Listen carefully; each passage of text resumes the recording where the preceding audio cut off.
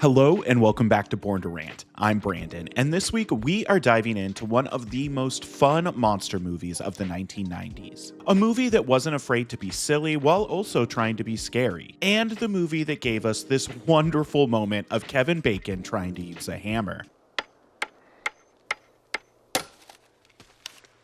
That's right, today we are diving deep into 1990's Tremors, directed by Ron Underwood and starring Kevin Bacon, Fred Ward, Victor Wong, Finn Carter, Michael Gross, and everyone's favorite single mom who works 2 jobs, Reba McEntire. We're going to be taking a look at how the movie came to be, everything that's made it a cult classic, and its legacy 35 years later.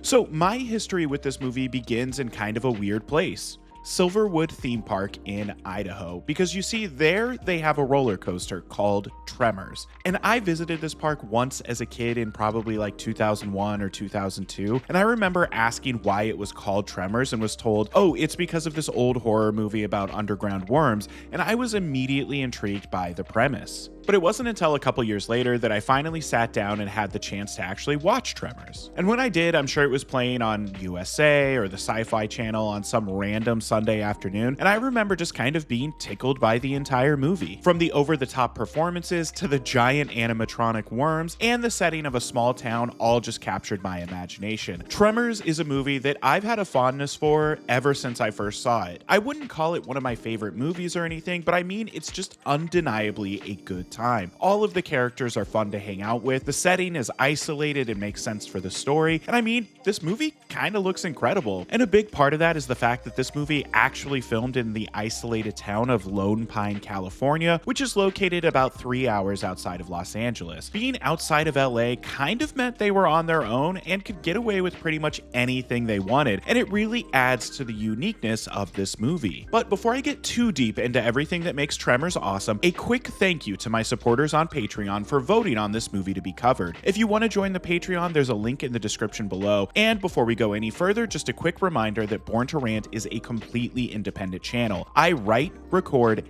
and edit my videos myself. No AI and no corporate backing. And if that means anything to you, I'd appreciate it if you could like and subscribe. Now, let's dive into how Tremors came to be.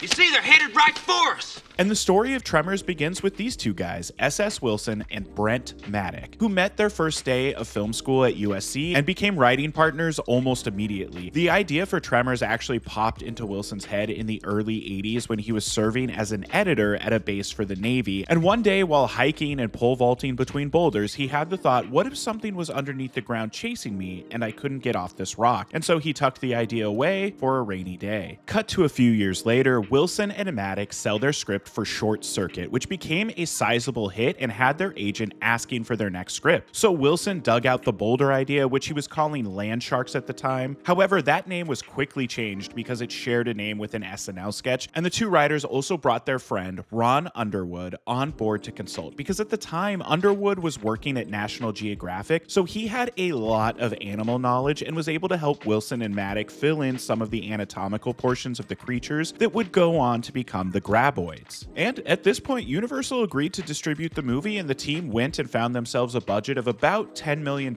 and Underwood was then hired to direct, and the casting process went underway. It sounds like nearly everyone in this movie was hired as part of casting calls, meaning just about everyone auditioned. In fact, the only person who didn't audition was Kevin Bacon, whose star power was in a weird spot at the time. He'd had a huge hit with Footloose in 1984, but then had several flops in a row, and Bacon has been very honest that he was not in a great place when he took the job to be in Tremors, thinking the monster movie about underground worms was completely beneath him and clearly meant his career was over. He's since really changed his mind about the movie, but I like how honest he's been that this was a rough shoot for him. The other great casting story involves the one and only Reba McEntire, who was really wanting to break into acting and wanted to audition for the movie. But initially Underwood was uninterested because at the time there were a lot of singers trying to break into acting, and he didn't want that baggage to be part of the movie's promotion. However, upon seeing her audition, he immediately apologized to her for being hesitant and then hired her to play Heather Gummer,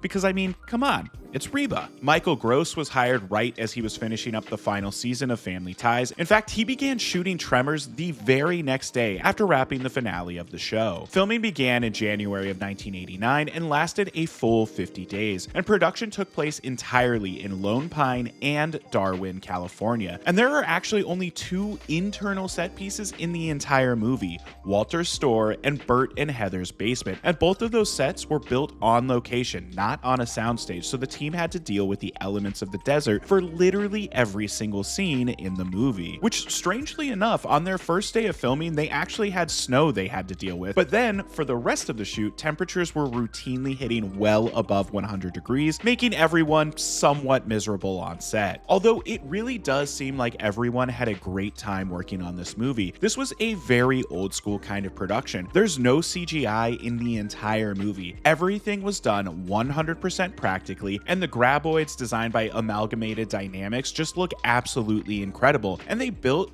a fully operational 30-foot graboid for the movie, and several miniature and smaller pieces were also created to be used for close-ups and whatever else the production needed. As for behind-the-scenes stories, my personal favorite is that Kevin Bacon and his wife Kira Sedgwick were expecting their first baby any day while filming was going on, and so the team had to have a special phone line installed on set so that Bacon could be notified as soon as she went into labor. And on his very last day of filming, it finally happened, and he had to rush to get out of there, but he made it just in time to see the birth of their first child, Travis Bacon. And here's a very random fun fact about Travis Bacon. I actually used to see him play guitar in a hardcore band called Sixes when he was going to college in Olympia, Washington. Actually, he and my wife have the same alma mater. My wife! Anyway, check out Sixes. Most of their stuff is now available on streaming, and it absolutely rips. So after filming on the movie was complete, it went into a lengthy post-production process that led to release delays. It sounds like the biggest issue was after submitting to the MPAA, they received an R rating, and Universal really wanted it to be PG-13 in hopes of reaching a wider audience, so they had to completely re-edit the movie and remove about 20 different iterations of the F word to get it down to PG-13, which is why we have some unique cursing throughout the movie, like, We killed that mother humper! Come back!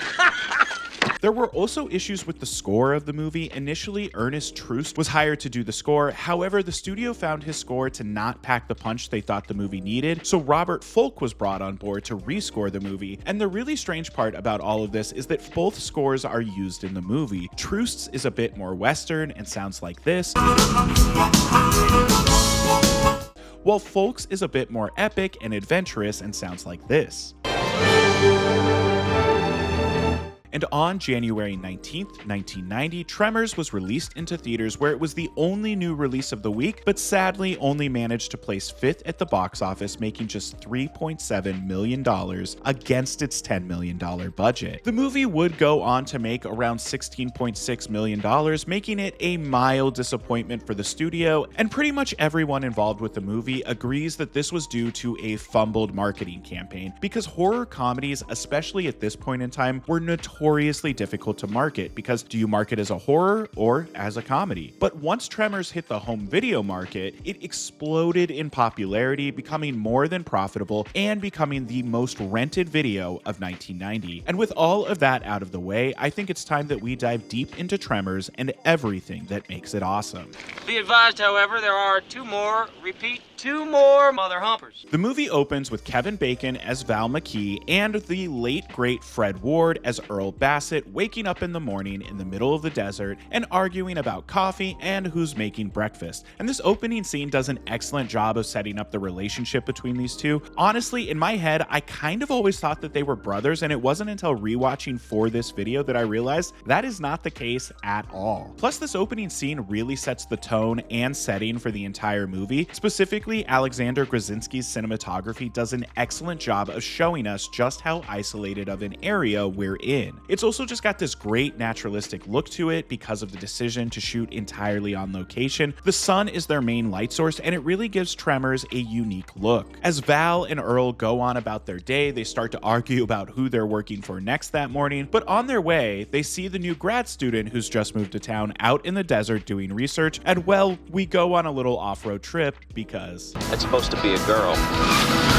Actually, this scene was shot on day 1 of filming, and on the very first take, the Jeep hit a big mound of dirt and messed up the front end and stalled out the Jeep. It actually took them hours to get the Jeep to run again, and even then it had to be shot at certain angles so you couldn't see the damaged front end. But anyway, here we're quickly introduced to Finn Carter as Rhonda LeBeck, and she gives us our very first hint that something might be off, telling Val and Earl that she's been noticing some very unusual activity when looking at the seismographs of the area. We then arrive at Walter Chang's market and are introduced to a majority of the cast here. We've got Victor Wong as Walter, Reba as Heather, Michael Gross as Bert, and Bobby Jacoby as the young Melvin. Directly after this, we have to hang out with Val and Earl as they handle trash day for Nestor and sewage for Melvin. They talk more about how they need a plan and they need to move to a different town. And then when they get Melvin's raw sewage all over them, it's the final straw and they decide to pack up and move out of Perfection, Nevada and head to the slightly larger town of Bigsby nearby. However, on their way out of town, they see another resident up on a power line and decide to pull over and check on him.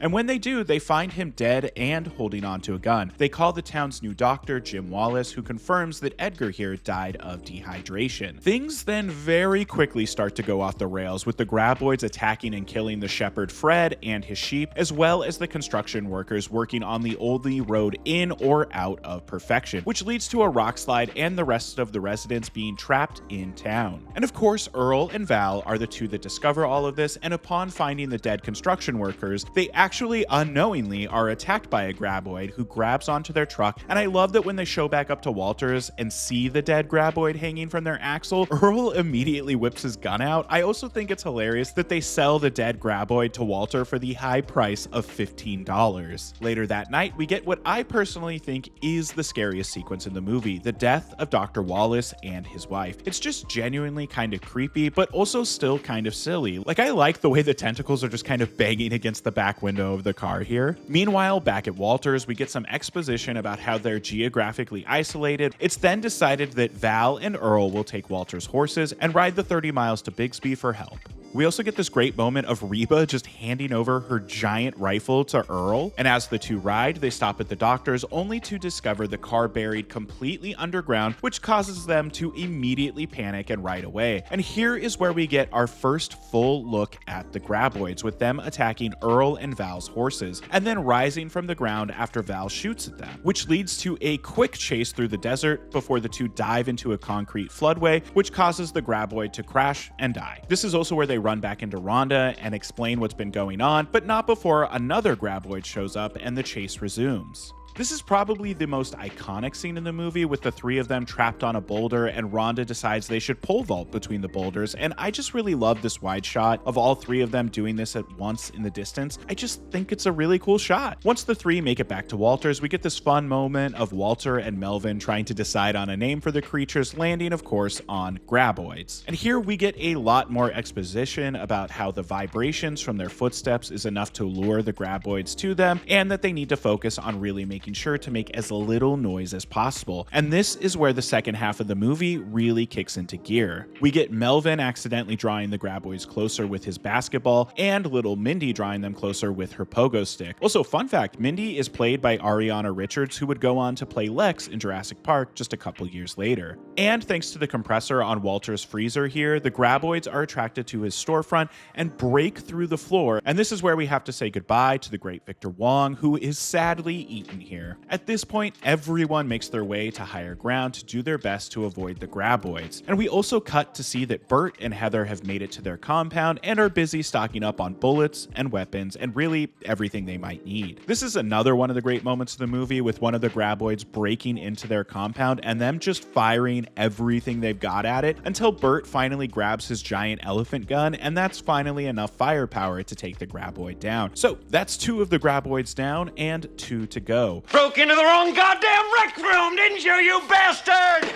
Unfortunately, one of the remaining graboids takes Nestor out, which is the catalyst that makes our group of heroes realize they need an actual escape plan if they're going to survive. And that's when it's decided to take this massive tractor that's too big and heavy for the graboids to take down, hook it to a semi-trailer, and take everyone to the mountains so that they can climb out of the valley away from the graboids. And at first, this plan seems to be going very well. They get everyone on the trailer, no problem, and even make it to Bert and Heather's with no problem. However, these These things are smart and set a trap for our heroes that causes the tractor to fall into a sinkhole, and all of our heroes have to scramble away to a nearby boulder for safety. And this final stand on the boulder is really fun. Bert and Heather have made several homemade pipe bombs out of Few household chemicals in the proper proportion.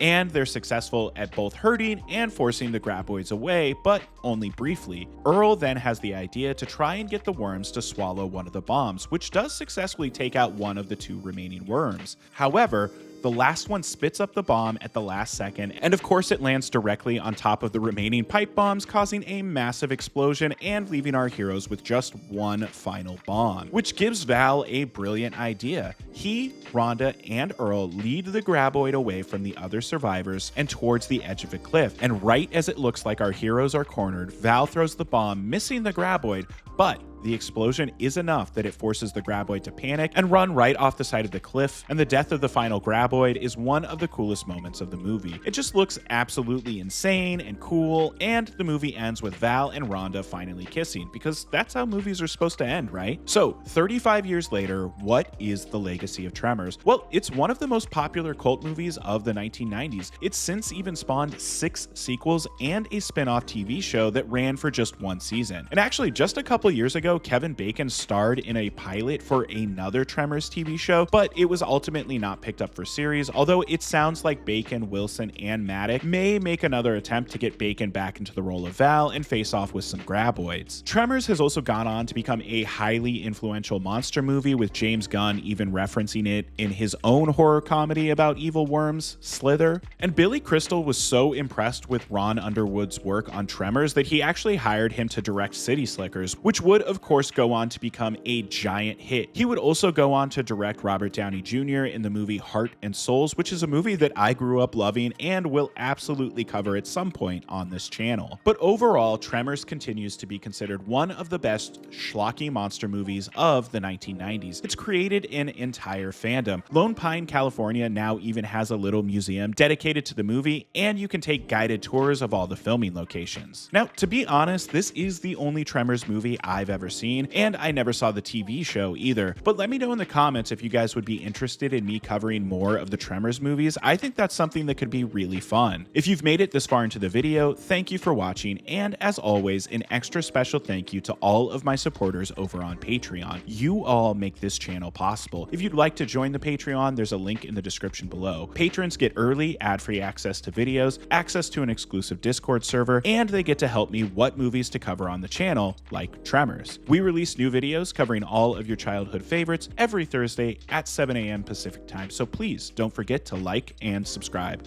Okay, thank you. Bye-bye.